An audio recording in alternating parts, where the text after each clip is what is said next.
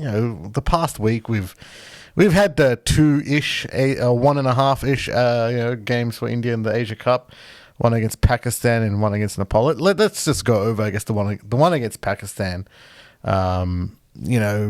Interesting sort of. We only played half the match there. We didn't get to complete it. But what do you think? Of I guess our batting. Look, straight off, I got to say, I think we had a brilliant opening partnership there. I think that opening partnership of Ishan Kishan and Shubman Gill was brilliant. Yeah, after all the old guys sort of got out of it. Yeah, Ishan Kishan and Shubman. I've been saying that should be the opening partnership for a long time now. Yeah. That looks like what it should be, right? But we've got someone at the top there that just doesn't want to leave. But he did say everyone has to be flexible. Yeah. Except for him, he could. We are talking about Rohit. Yeah, Rohit. You got to stop hogging the opener spot. That's not yours anymore. It is definitely Shubman Gill and Ishan Kishan's.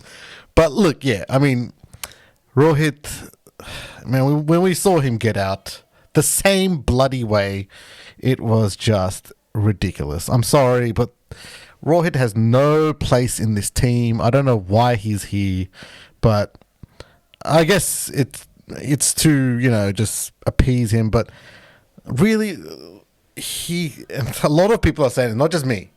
Look at Akash Chopra's, comments that he's made recently. Rohit Sharma is not pretty harsh comments. Yeah, some pretty harsh comments, but I mean they are fair, man. Like, come on, he's not fit for that role. He's not fit for captain. He's not physically fit to be fielding around, doing captaincy. He just doesn't look like his captaincy material, and we've got him now at the top, opening when these two youngsters who are fucking really good. They're actually really good. And we're just pushing them aside, saying, no, you can go down to the middle or you be flexible. But you know what Rohit's argument will be? He'll be like, Ishan Kishan, he's a good middle-order batsman. Because he's scored close to 100. But mate, Ishan Kishan is an opener. That's his role. He's probably thinking, well, if he opened, he wouldn't have scored as much as he did, right? Yeah. I mean, look, obviously people got a bit mad at me when I said it on TikTok and stuff like that, Rohit getting out yet again the same way. A lot of people were lumping Kohli in there as well. And that's what annoys me, because it's irritating, because Kohli unfortunately has also failed in the same match that Rohit has failed. So Rohit always has the excuse, or Rohit fans always have the excuse that, oh look, Virat Kohli did even worse, or he failed as well. When Virat Kohli over the last 2-3 years, or even longer than that, has or even just look at the last international match we've had against Pakistan. What happened there? Exactly. Do you guys remember that? The one where we were 34 for 4, and Kohli came and said, "Okay, I'm going to win the match for you guys." But everyone will still say, "Oh, well, I mean, he failed as well." So Kohli failed as well, the same match that Rohit failed. So it's irritating, it's annoying. But look, I really think Rohit Sharma needs to stick by his words and be flexible. But with the World Cup coming up, we've spoken about this before, that the World Cup is or might be, depending on whoever's up in the board, might be his deciding factor, whether he stays on as captain or whether he stays on even as a player. Yeah, he's got to go. Like, unfortunately, if India doesn't win this World Cup, I can see Rohit's captaincy to be finished then and there. I just don't. He's always seemed like he doesn't want the job in a way. Like, he's just not captaincy material, and he's just always seemed like a transitional captain to me. Right? For some reason, he's stuck around way longer than he should. But he's happy to take it off Virat. Yeah, he's happy to take it off Virat, right?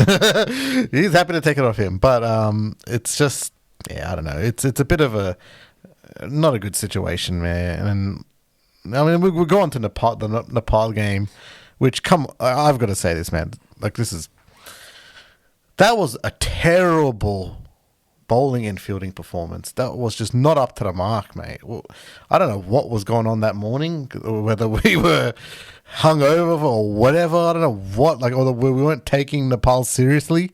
But to drop 3 catches like that in a row it's embarrassing. Number one, and it's just to me one of the most egregious ones. I mean, yeah, Kohli dropped one, which is not good, which is a fucking easy one.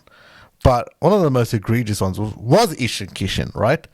I mean, he's done well in that previous match, but that I don't know what his technique was there. He looked very lazy trying to go for that ball. So I mean, and there was also a catch. Interestingly, that Rohit Sharma took as well, I think, in that match. Yeah. And all the Rohit Sharma fans will be saying, well, Virat Kohli dropped a catch and Rohit Sharma caught it.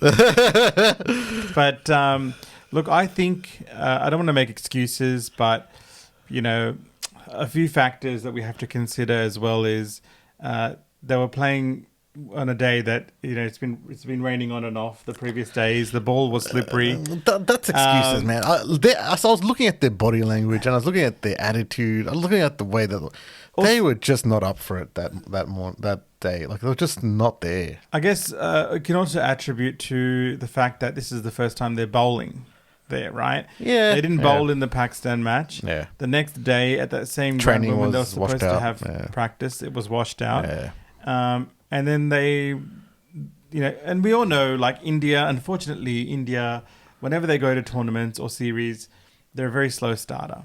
Like, They're a bit rusty. yeah, they never organize practice matches and they get into it. And the first game or the first hour, first 2 hours, I'm talking about like test match, it's always like practice. You know what I mean? Like a warm up. So they really get into this stride in the second match, third match, then they get into the stride.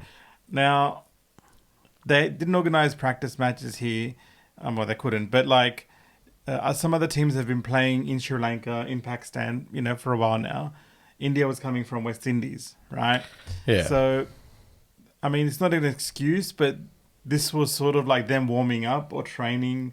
You know what I mean? Like, hopefully it comes together, especially in the Super 4, if they even get a game now. But, you know, leading up to the World Cup, they really need to be taking those catches because catches win matches. Yeah, I saw like a stat there. We're second last for our catching percentage since the last World Cup, which is ridiculous to me, right? Because, you know, we've in the past decade been known as a very good fielding side, right? To be second last behind teams like West Indies and like, come on, man. Like that's where I draw the line. Like, I mean, that's not on. I mean, yeah, it's been pretty bad. But we'll move on to the next sort of the next one there.